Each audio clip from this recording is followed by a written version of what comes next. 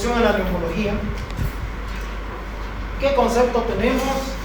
La neumología es la especialidad médica que se encarga de estudiar, diagnosticar, tratar y prevenir las enfermedades del aparato respiratorio. Muy bien, entonces, a ver, usted dígame, ¿qué órganos conforman el aparato respiratorio?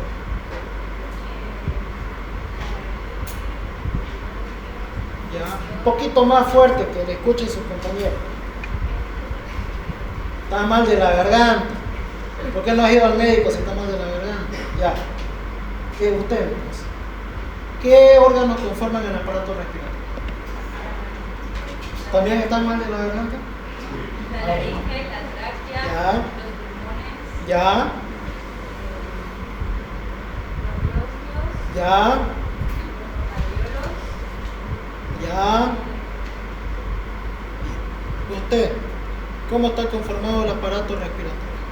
Las fosas nasales, Ya, laringe, ya, bronquios, bronquiolos, alveolos, los pulmones ya, y los... ya. ¿Hay algún auxiliar de anatomía? Bien.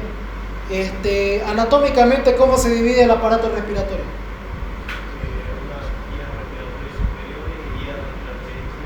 Exactamente. ¿Cuáles son los órganos que conforman la vía respiratoria superior? Ya. Ya. Bien. ¿Y las vías respiratorias inferiores?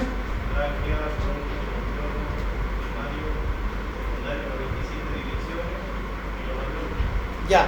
Bien. Ahora, ¿cuál es el límite entre vía respiratoria superior e inferior? No. ¿Cómo? No. La carina traqueal, exactamente. La carina, que es el segmento más distal de la tráquea, es la que divide la vía respiratoria superior de la inferior. Neumólogo atiende de la vía respiratoria inferior para abajo, pero lastimosamente, como la parte quirúrgica es la que ve de la carina superior hacia arriba, vemos también la parte de vías respiratorias superiores superficialmente. ¿Por qué? Porque de la carina para arriba, ¿qué hay? Tráquea, laringe, faringe, fosas nasales. Eso tendría que verlo en la especialidad que se llama otorrinolaringología, ¿ya? Pero lastimosamente la otorrinolaringología es una especialidad más quirúrgica que clínica. Entonces también por eso el neumólogo ve las vías respiratorias superiores, por lo menos la parte clínica, ¿ya? Entonces eso no olvidemos, la división del aparato respiratorio que nos acaba de decir su compañero. Bien, el aparato respiratorio tiene dos funciones principales: la adecuación de la ventilación-perfusión para suministrar oxígeno al organismo y la eliminación obviamente de dióxido de carbono, y la defensa del huésped contra el ataque de patógenos, sustancias químicas y partículas transmitidas por aire. Compañero de bordo, ¿cómo se dice que nos ayuda a defendernos de patógenos? ¿Cómo nos defiende el aparato respiratorio de posibles infecciones? Principalmente usando las fosas nasales, Ya. por la parte de la humidificación que ya está, permite tener una protección contra la infección bacteriana por el suministro de oxígeno que ya está en el cuerpo. Ya, pero hay algo adentro de la fosa nasal aparte de lo que mencionas. ¿Qué?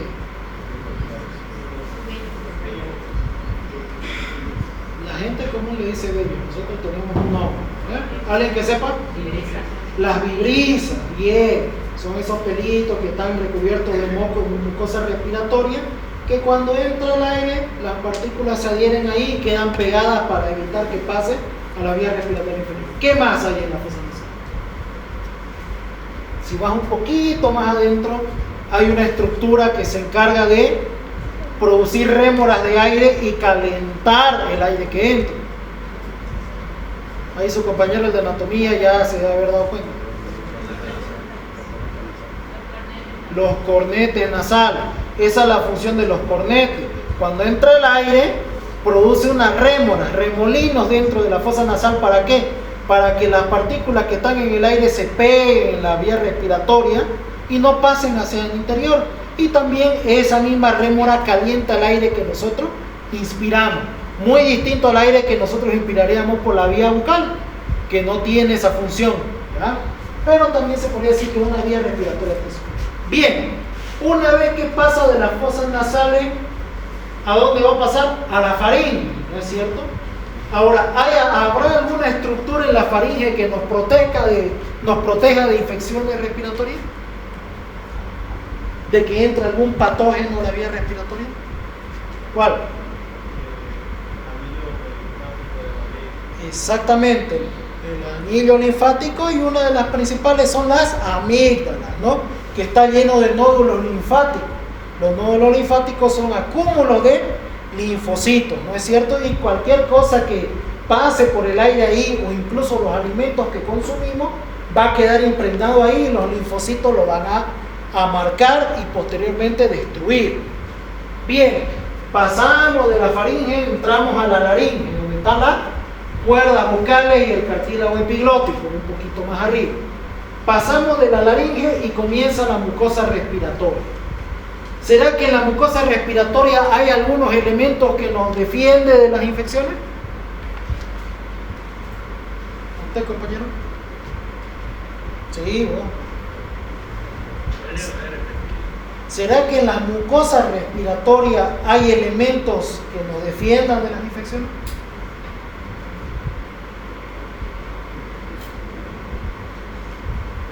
A ver usted.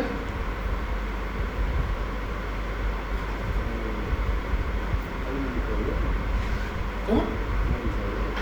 Ya la microbiota sería hasta la faringe. ¿Por qué? Porque se supone que la vía respiratoria inferior no tiene microbiota propia, no tiene flora normal, ¿no? Pero hay algo más. Estoy hablando específicamente de la mucosa respiratoria, que ya es de la vía respiratoria inferior. La mucina que producen las células caliciformes de la mucosa respiratoria. ¿Qué más? Las células ciliadas. Muy bien, el epitelio de la mucosa respiratoria. ¿Cuál es el epitelio de la mucosa respiratoria? ¿Algún auxiliar de histología? ¿Vos? ¿Cuál es? Ciliado. Y la función de las cilias es esa. Son estructuras o prolongaciones citoplasmáticas que tienen microtúbulos, y ellas se encargan de limpiar la vía respiratoria. Si alguna vez ustedes en la mañana, qué sé yo, se han dormido, despiertan en la mañana y tienen como sensación de moco acá, o su nariz amanece congestionada.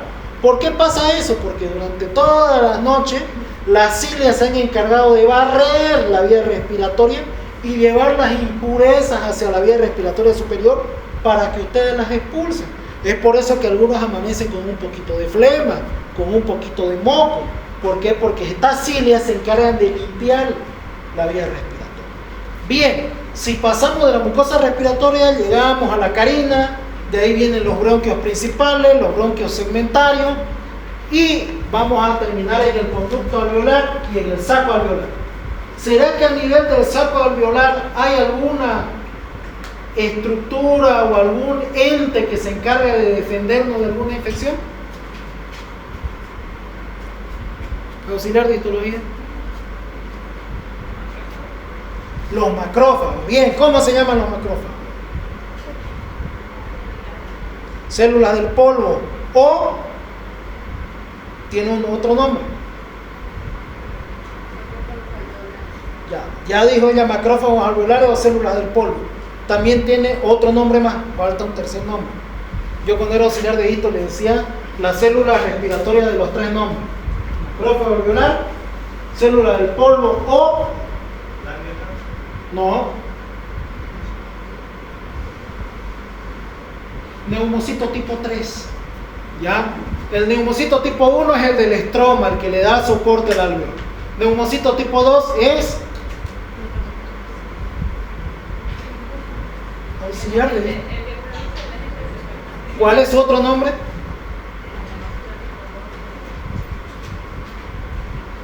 Yo voy a tomar el examen de hito.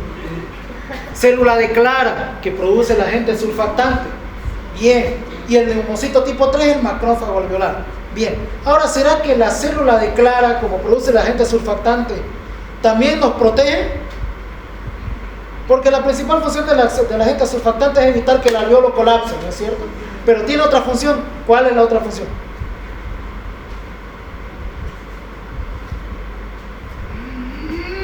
Auxiliar de histología. Al de anato todavía me la puedo charlar, me la puede charlar, digamos, ¿no? Vos no me la puedes charlar. Bien, me gusta que se vendan. Ya. A ver, el otro auxiliar de esto. ¿Qué otra función tiene el agente surfactante? La principal es evitar que colapse el alveolo. Bien, pero ¿cuál es la otra función del agente surfactante?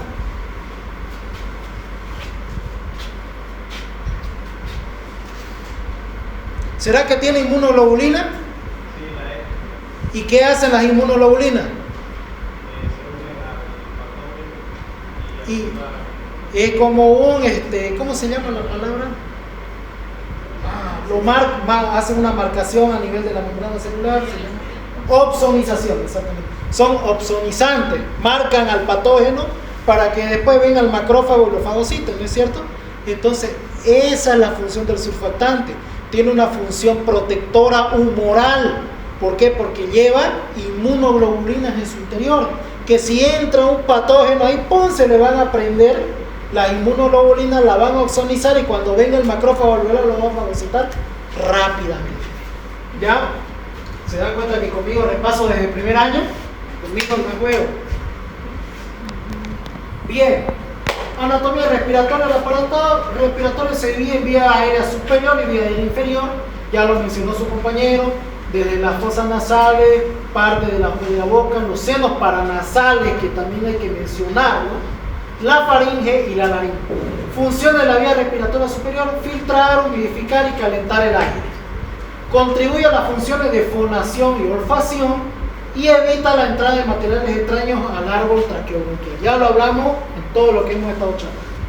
Vía aérea inferior incluye la tráquea, los bronquios y los pulmones. Los bronquios se ramifican en los pulmones formando los bronquiolos. En los extremos de los bronquiolos hay unos pequeños sacos llamados alveolos, ¿no? Que esos son los encargados de realizar, junto con el capilar, la membrana alveolo capilar, donde se realiza el intercambio de oxígeno por dióxido. Un pantallazo general de lo que acabamos de hablar, de todo el aparato respiratorio. La vía respiratoria superior comienza desde la carina traqueal para arriba y la vía respiratoria inferior de la carina hacia abajo. ¿Ya? Muy bien. ¿Qué más?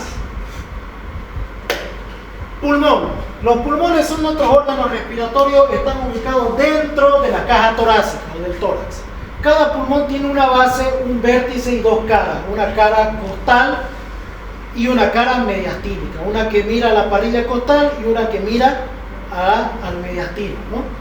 Y tres bordes: anterior, posterior e inferior. Tiene forma de una pirámide colapsada, que no termina en punta, sino en borde rombo, ¿no? La base se encuentra en el diafragma, mientras que el vértice se proyecta a través de la abertura superior del tórax, la fosa supraclavicular. Si ustedes quieren ocultar el ápice pulmonar, busquen la fosa supraclavicular. Ahí ponen el fonendo y van a ocultar directamente lo que se llama el vértice pulmonar. ¿Cómo se llamaba ese foco ocultatorio? Auxiliar de semia, ¿hay aquí alguno? Bien, ¿cómo se llama ese foco ocultatorio? Exactamente, el foco de Chauvet. ¿Para qué sirve el foco de Chauvet? Para ocultar asma bronquial. Normalmente los pacientes que tienen asma leve no se caracterizan por hacer roncos y sibilancias audibles, pero si ustedes ocultan el Chauvet, casi siempre está silbando esa parte. Ya, entonces, muy importante lo que acaba de decir. Bien. El ilio del pulmón es por donde pasa la arteria pulmonar y las dos venas pulmonares y los bronquios principales, así como nervios y vasos linfáticos. Recuerden, tenemos el ilio pulmonar, que es por donde entra toda la vascularización al pulmón. ¿Ya? Bien. Es un repasito, ustedes esto ya lo han avanzado todos estos años. Entonces el pulmón derecho tiene 3 lóbulos pulmonares, ¿ya? El derecho, y el izquierdo solo tiene 2. ¿Por qué creen que el derecho tiene 3 y el izquierdo solo 2? Por la presencia del corazón, ¿no? Que ocupa un espacio y casualmente recubre en una parte el corazón, que esa vendría a ser lo que se llama la língula, ¿no? Bien, ahora tienen que aprenderse la segmentación pulmonar. A ver, ¿cuál es la segmentación pulmonar del pulmón derecho? Segmentación bronquial del pulmón derecho. Al Danato no le pregunto, que se lo debe saber como el Padre Nuestro. ¿Usted? El derecho, Sí. lóbulo superior y lóbulo inferior. Lóbulo superior, lóbulo inferior. ¿No que tenía 3? El derecho solamente tiene 2. ¿No era al revés? No, el izquierdo tiene 3. El izquierdo tiene 2 y el derecho tiene 3. Ya. El derecho tiene el lóbulo superior, medio inferior. Bien. ¿Cuántos bronquios hay en el lóbulo superior? Hay 4. ¿Cuántos bronquios hay en el lóbulo superior? La otra que está enferma. Júntense las dos para que no se... ¿Cuántos bronquios tiene el lóbulo superior? 3. Dicen 3. ¿Cuáles son? Apical, posterior y anterior, ¿no? Ese es un mnemotecno para que no se olviden nunca. Lóbulo superior derecho tiene 3 bronquios. Y el mnemotecno es APA. Apical, posterior y anterior. Lóbulo medio,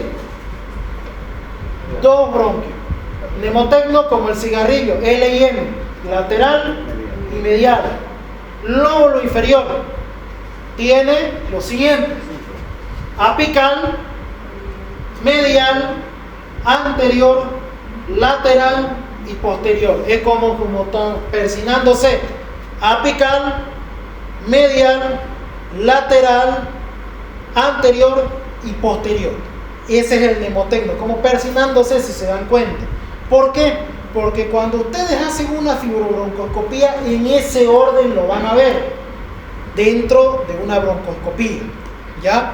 No van a ver primero el posterior y después el lateral, no. Cuando van entrando con el broncoscopio, apical, después se ve el medial, después el anterior, el lateral y el posterior. Vámonos al pulmón izquierdo. El pulmón izquierdo tiene 2 lóbulos, lóbulo superior y lóbulo inferior, ¿no? El lóbulo superior va a tener los siguientes segmentos: uno que es el apical, el posterior y el anterior. El lóbulo superior va a tener el apical y anterior. Algunos le dicen ápico posterior porque es uno solo, y el anterior. Luego está el culmen, de donde sale el lateral y el medial, y el lóbulo inferior está igual que en el derecho, lo único que aquí le falta la cara, ¿cómo le podría decir? La cara medial, porque está superior, anterior, lateral y posterior, ¿ya? Aquí lo nombra el medial, pero viene junto con el superior, ¿ya? Entonces, el lóbulo inferior es superior o apical, anterior, lateral y posterior. Esa es la segmentación bronquial, ¿ya? No se vayan conmigo. Bien, circulación pulmonar. Los pulmones tienen 2 sistemas circulatorios, uno funcional y uno nutricional. El funcional es el encargado de darle oxígeno a nuestro cuerpo y desechar el dióxido de carbono. Y el otro es el nutricional, con el cual se oxigena todo el tejido pulmonar, ¿no? El funcional o sistema circulatorio pulmonar está comprendido por las 2 arterias pulmonares y por 4 venas pulmonares. ¿De dónde salen estas arterias pulmonares? Del corazón. ¿De cuál ventrículo? Izquierdo. Derecho, del ventrículo derecho. Recuerden, la sangre llega por la arteria, la cava superior y la cava inferior, a la aurícula derecha.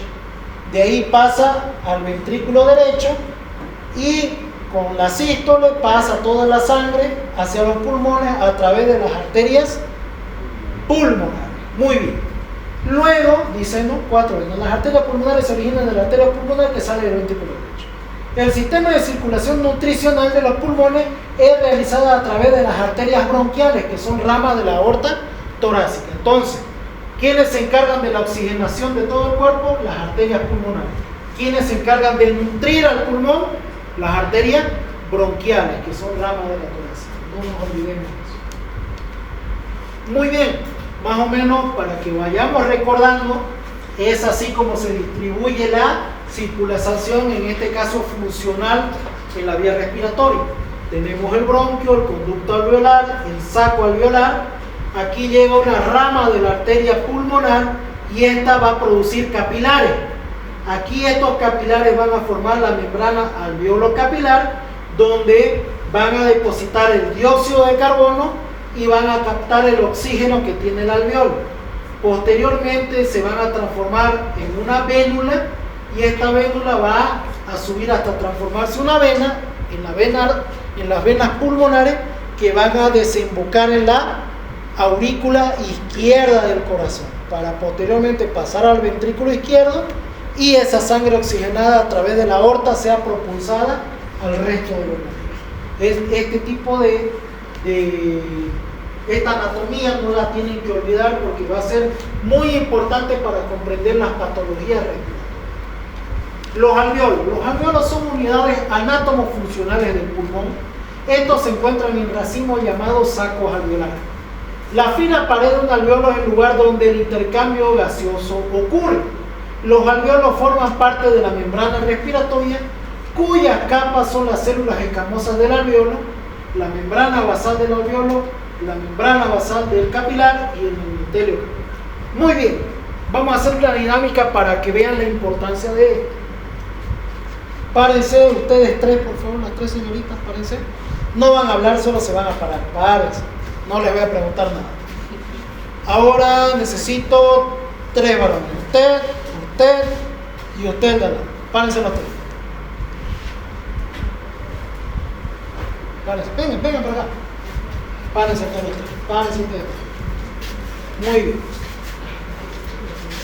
Usted párense acá, mirando para allá a su compañero. Usted venga acá, párense al lado de él. Usted igual al lado de él. Ahora, venga usted por acá, va a pararse detrás de ellos. Y vengan ustedes dos, párense al frente de él. Bien. Ustedes son el alveolo. Este lado de acá es el alveolo pulmonar. Aquí es el vaso sanguíneo capilar, rama de la arteria pulmonar. ¿Ya? Ella es una molécula de dióxido de carbono, ellas son moléculas de oxígeno y ellas son la membrana alveolo capilar, que está conformado por células alveolares y células de endotelio de los capilares. Muy bien. Normalmente, ¿cómo ocurre la hematosis? Para el que no le quedó claro cuando llevamos fisiología, estas moléculas de oxígeno van a pasar a través de la membrana alveolo-capilar, entre por ahí, y ella, que es dióxido de carbono, va a pasar a través de la membrana alveolo-capilar. Ahora, ¿dónde está el dióxido de carbono? En el alveolo. Entonces ahí viene la expiración y ella se va al exterior, fuera del tipo. Eso es lo que pasa durante la ventilación y la oxigenación de los tejidos. Eso se llama hematosis. Muy bien, venga para acá, vuelvan a su posición ustedes dos, acá y usted acá. Ahora, de aquí en adelante no se vayan a olvidar. De aquí en adelante no se vayan a olvidar esto, porque es básico para entender por qué se dan las infecciones respiratorias, la disnea, la tos y todo lo demás. Parate vos. Párese. Párese usted y párese usted. Vengan. Supongamos que entró un patógeno, se libera una cascada de mediadores inflamatorios y este intersticio, que es la membrana alveolo-capilar, se va a engrosar. Entonces vos te paras aquí, usted parece al frente de su compañero y usted al frente de su compañero. Párese. Muy bien. Ahora, ¿qué pasó con mi membrana alveolo-capilar? Se engrosó. Bien. Entonces, cuando el oxígeno quiera entrar, a ver, intenten pasar todo eso. Les va a costar.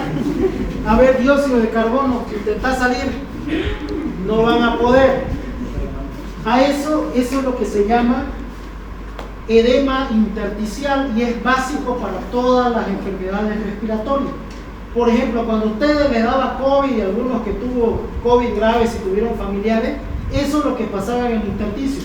Por eso su familiar le faltaba el aire, por eso no podía respirar. ¿Por qué? Porque el intersticio se engrosó, el oxígeno no podía entrar a la sangre y el dióxido de carbono de la sangre no podía salir. ¿Cuál creen que es la solución para que mi paciente oxigene bien? Así a grandes rasgos, lo que se les ocurre. Ya, ¿qué más? De nada me va a salir mucho la vasodilatación porque esto, aparte de estar ello ahí, está lleno de líquido el intersticio. No va a dejar pasar por más que esté vasodilatada. Pero, ¿qué más? ¿Qué tengo que hacer yo para que esta molécula de oxígeno entre? Un antiinflamatorio. ¿Para qué? Para que esto se deshaga, para que adelgace. Quedaban dexametasona, corticoides. Bien, pero eso tarda en efecto hacer. Supongamos que mi paciente ya me llegó con 70 de saturación en el oxímetro. ¿Voy a esperar que la dexametasona haga efecto? No. Entonces, para eso la intubación orotraqueal y la conexión a ventilador. Una medida de oxigenación y salvataje hasta que los medicamentos deshagan ese edema de intersticio. ¿Y qué hace el ventilador mecánico? Sopla, pero sopla aire a presión. Entonces yo soy el aire del ventilador mecánico y al soplar con fuerza obligo al oxígeno a pasar, y como yo soy ventilador mecánico me la traigo a ella y la obligo a salir. Por eso es que se llama ventilador mecánico. Y el ventilador mecánico tiene varios modos, entre ellos está un modo volumen y el modo presión. Cuando hay un intersticio engrosado ponen el modo de presión para obligar a soplar con fuerza y atravesar el intersticio y oxigenar, y también para sacar al dióxido de carbono y desintoxicar la sangre. Tomen así. Ahora, poniéndome a pensar, por eso la medicina es mecánica. Es cierto que el ventilador me sopla, me mete aire con fuerza a los alvéolos y hace que atraviese el intersticio, pero ¿será que eso puede producir alguna complicación del ventilador mecánico con mucha presión de aire? ¿Qué puede producir? ¿Cómo? Ya una entrada de patógenos, pero algo más mecánico. Olvídate de las infecciones. Algo más mecánico. Neumotoras. ¿Por qué? Porque recuerden, este intersticio está engrosado y va a necesitar mucha presión el ventilador para poder atravesar ese edema. Pero puede ser que el pulmón no tenga tanta elasticidad por tanta inflamación y puede ser que lo reviente y produzca un neumotoras. Por eso que una de las complicaciones de los pacientes que estaban conectados a ventiladores mecánicos durante el COVID era el neumotórax o el neumomediastino, que es otra complicación, ¿ya? Por eso, todo lo que aprendemos tiene una aplicación médica y una explicación. No solo aprendan el qué y el cómo, sino también el para qué y el por qué, ¿ya? Bien, ¿alguien que tenga alguna duda? Ninguno. Aquí está el drama que hicieron sus compañeros, se los presento acá ya de una forma un poco complicada. Me gusta explicar con ejemplos, ¿por qué? Porque hay algunos que te vienen estas imágenes con todo en inglés y no le entendés nada, y para el colmo te vienen abreviados, y hay otros que, digamos, te vienen de tantas letras que no sabes, sobre todo en la parte de inflamación. A mí me costaba entenderlo, y a veces yo tenía que dibujar o imaginarme estos muñequitos haciendo eso para saber más o menos cómo funciona. Entonces aquí tenemos el saco alveolar, las células alveolares, tenemos el capilar, las células endoteliales, y el conjunto de ambos es la membrana alveolo-capilar. Entonces entra el oxígeno, oxigena y sale el dióxido de carbono y eliminamos el dióxido de carbono. Esa es la membrana alveolo-capilar. Cuando hablemos de intersticio pulmonar, es esto, la membrana alveolo-capilar. No se olviden. ¿Por qué? Porque en el intersticio va a estar la base de todas las infecciones pulmonares. Y acá están los componentes del alveolo, el neumocito tipo 1, que es el que se encarga de la estructura del alveolo, neumocito tipo 2, que es la célula de Clara o productora de surfactante, y los macrófagos que no están acá, que sería el neumocito tipo 3. ¿Ya? Y eso no lo vemos. También la segmentación bronquial que dijo su compañero, son de 1 a 27 generaciones. Normalmente vista anatómicamente in situ se puede ver a grandes rasgos hasta la segmentación número 16. De ahí para adelante la mayoría son microscópicas, del grosor de un cabello, ¿ya? Hay patologías, por ejemplo, en los alérgicos y en los asmáticos, donde el problema no son en los bronquios de gran calibre, sino en los bronquiolos respiratorios y en los conductos alveolares. Clásico ejemplo, a veces me llegan los pacientes que me llegan tosiendo y con falta de aire, y ustedes lo ocultan. A mí me enseñaron en semiología ronco y sibilancia es igual a asma, ¿no es cierto? Pero yo oculto a este tipo de paciente murmullo vesicular conservado, pero el paciente refiere de disnea y todo. ¿Por qué? Porque el broncoespasmo o el edema de la mucosa del bronquio no es a nivel de estos de acá, sino de los microscópicos. Y como son tan pequeños, no producen sonido. Entonces el paciente te va a venir como que, doctor, estoy tranquilo, pero a veces camino y siento como que me aprieta algo, la respiración un poco corta y toso seco. No como el asmático que... Y viene el familiar y te dice, ronronea como gatito. Ese es el asmático clásico. Pero hay otro tipo de asma que se diagnostican recordando que la alteración es a ese nivel.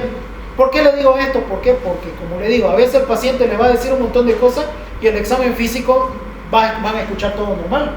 En la tomografía lo van a ver normal, en la radiografía lo van a ver normal, pero el paciente le sigue manifestando síntomas. Entonces yo me tengo que acordar de mi anatomía y recordar que son entre 24 a 27 generaciones de bronquio. Y puede ser que a partir de las 17 sea el problema, esas no se pueden ver, no se pueden oír, y entonces tengo que hacer otros estudios para diagnosticar.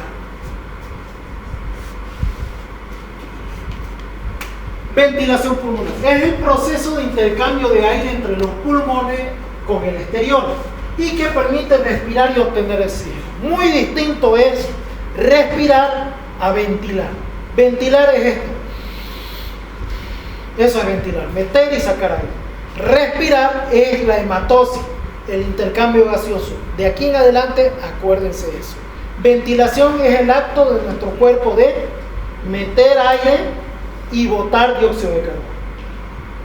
Respirar es el intercambio gaseoso que se realiza a nivel de la membrana alveolar. Esta se logra gracias, la ventilación se logra gracias a el descenso del diafragma para alargar y acortar la caja torácica, mediante la elevación y descenso de las costillas para reducir y aumentar el diámetro anteroposterior de la caja torácica. Entonces, eso vendría a ser los principales mecanismos por el cual se produce la ventilación pulmonar. Los músculos que realizan los movimientos de inspiración y expiración de la caja torácica, ¿cuál es el principal músculo de la respiración? El diafragma. ¿Cuáles son los músculos accesorios de la respiración? Intercostales, elevador de la costilla, ¿qué más? ¿Será que el esternocleidomastoideo también? Sí, esos son los auxiliares, pero normalmente cuando se los ocupa, el paciente está muy mal, ¿no es cierto? Porque normalmente vendría a ser el diafragma, los serratos, los intercostales, pero ya cuando hay una descompensación en la parte ventilatoria, funcionan ya los trapecios, el esternocleidomastoideo, los serratos y empiezan a hacer una respiración no solo torácica, sino toraco-abdominal y usando músculos del cuello para tratar de expandir más la caja torácica. Hay que tirarle una repasadita a los músculos respiratorios. Aquí hay una imagen a grandes rasgos de los músculos respiratorios. Tenemos el diafragma, tenemos el recto anterior del abdomen, el oblicuo menor, el oblicuo mayor, intercostales, los serratos, el esternocleidomastoideo y los escalenos, que vendrían a ser músculos accesorios de la respiración, pero el principal es el diafragma. Ahora,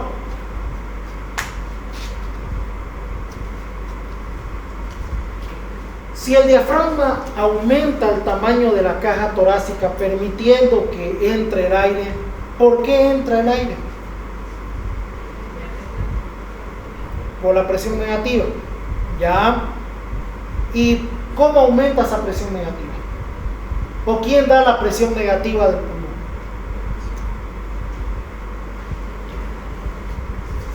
Algo que no quiero que olviden. Cuando agarramos una radiografía de tórax, cuando nos enseñaron nuestros docentes de semiología, tenemos acá el pulmón, o los pulmones, perdón. Tenemos la silueta cardíaca, ¿ya? Hay un angulito donde el diafragma, este es el diafragma, entra en contacto con la parrilla costal. ¿Cómo se llama ese ángulo? Ángulo acostofrénico. Si se dan cuenta, en la radiografía, la base pulmonar toca esta parte de acá, pero deja ese triángulo vacío que es el ángulo acostofrénico. Esa es la presión negativa del pulmón. Cuando el diafragma desciende, ¿qué va a pasar con este ángulo acostofrénico? Va a aumentar de tamaño. Va a aumentar de tamaño, y al aumentar de tamaño va a aumentar la presión y va a jalar el aire hacia adentro.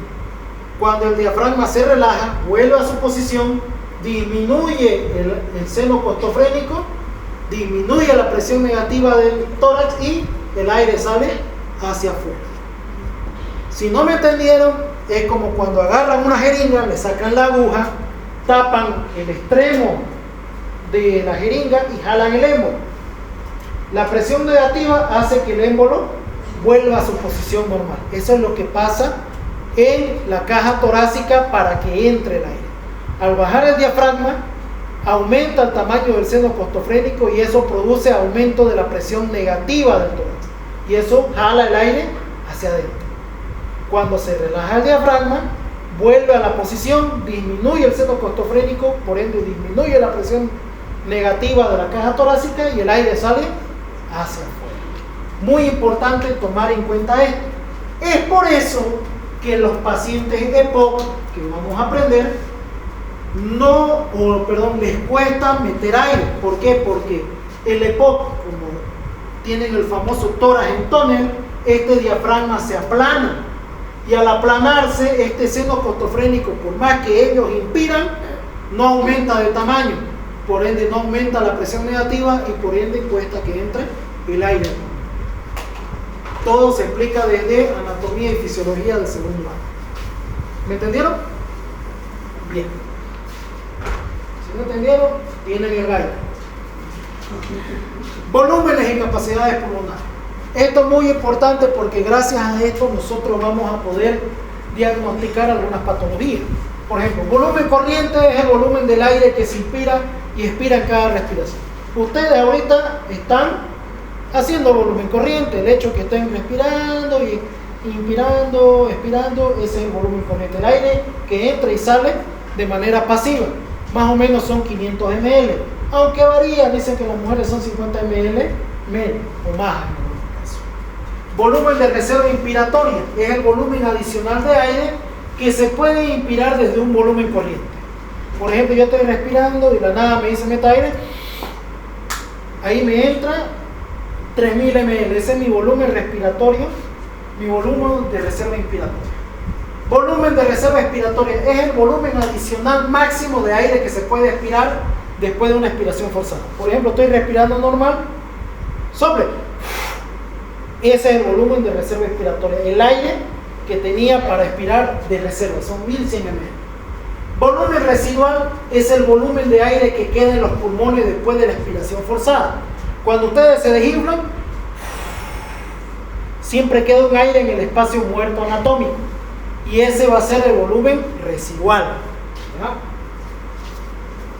Vamos con la capacidad. Capacidad inspiratoria es la suma del volumen corriente más el volumen de reserva inspiratoria, que más o menos son 3500 ml. Es la cantidad de aire que una persona puede inspirar distendiendo los pulmones hasta el máximo. Entonces sería esto. Esa es la capacidad inspiratoria. Cuando yo meto de golpe y acumulo lo máximo, sería más o menos 3500 ml. Capacidad residual funcional es el volumen de reserva expiratoria más el volumen residual. son aproximadamente 2.300 ml. Es la cantidad de aire que queda en los pulmones al final de una expiración normal. Lo que queda es la capacidad residual funcional. Capacidad vital es la suma del volumen de reserva inspiratoria, el volumen corriente y el volumen de reserva expiratoria. Más o menos 4.600 ml es la cantidad máxima que puede expulsar una persona desde los pulmones y también expirar la máxima cantidad. Entonces vendría a ser esto. Todo ese aire que entró y salió es la capacidad vital. Y la capacidad pulmonar es la suma de la capacidad vital más el volumen residual. ¿Por qué? Porque recuerdan que queda un poco de aire en el espacio muerto anatómico, que vendrían a ser 5.800 ml, más o menos. Entonces, la capacidad pulmonar total, ¿cuánto le entra al pulmón de un ser humano? 5.800 ml hasta 6.000. ¿Ya? Eso es lo que varía del tamaño de la persona, ¿no? Eso hay que repasar. Y aquí está, digamos, ¿no? los mismos volúmenes. Tenemos el volumen residual, que es lo que queda en el espacio muerto anatómico. Tenemos el volumen de reserva expiratoria, que es lo que podemos almacenar en una inspiración. El volumen de reserva inspiratoria. Después está el volumen corriente, que es lo que respiramos normalmente. Capacidad inspiratoria es toda la suma del volumen de reserva inspiratoria y el volumen de reserva y el volumen corriente, ¿no? Y bueno, ese cuadrito también está en el guide. Ese es el resumen de todo lo que era la introducción a neumología de la parte fisiológica. Y como tenemos hora, vamos a continuar. Porque estamos atrasaditos porque ciertas personas no se quieren inscribir. ¿Alguna pregunta hasta acá?